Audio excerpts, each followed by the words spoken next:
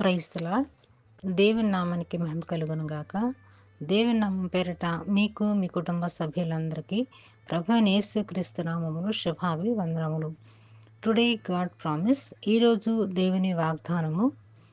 For a just man falleth 7 times and risen up again. Proverbs 24th chapter 16th verses. నీతిమంతుడు 7 మారులు పడినను తిరిగి లేచును. సామెతల గ్రంథము 24వ అధ్యాయము 16వ వచనము.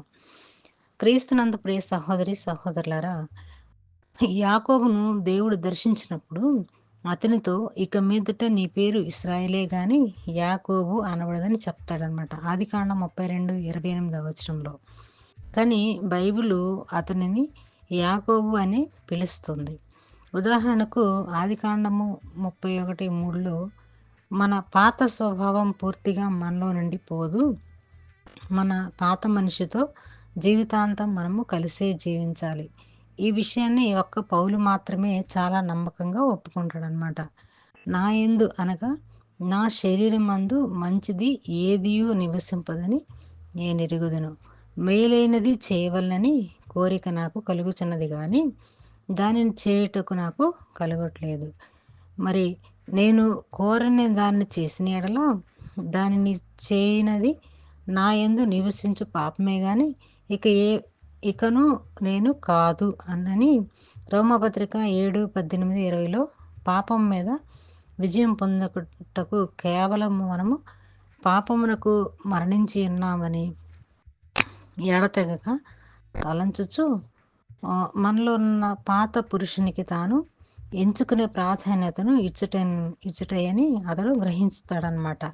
మరి ఈ జీవితకాల పోరాటంలో ఎన్ని మార్లు పాత స్వభావాన్ని ఎదిరించడంలో నూతన స్వభావం ఓడిపోవచ్చు. అందుచేత మనము నిరాశ చెందాల్సిన పని లేదు. అందు విషయమై నీతిమంతులను గురించి నీతిమంతుడు 7 మార్లు పడినను తిరిగి లేస్తాడని చెప్పబడింది. ఈ వాగ్దానం మనందరి జీవితాల్లో నెరవేర్చబడునుగాక. ప్రార్థన.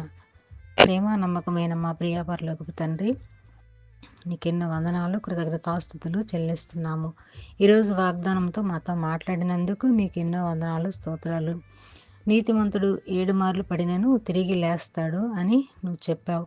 అటు రీతిగా మేము కూడా మా పాత స్వభావాన్ని తీసివేసి నూతన స్వభావాన్ని ధరించుకునేవారులాగా, మేము పడిపోయిన స్థితిలో కాదు కానీ ఈ జీవితకాలంలో ఎన్నో నిరాశ చెందాల్సిన పరిస్థితులు అన్నిటి నుంచి తప్పించి మమ్మల్ని ఏడు మార్లుగా లేవనెత్తిన పరిస్థితిని బట్టి నీకు ఎన్నో వందనాలు, కృతజ్ఞతాస్తుతులు చెల్లిస్తూ యేసుక్రీస్తు నామములో అడిగి వేడుకుంటున్నాము తండ్రి. ఆమెన్.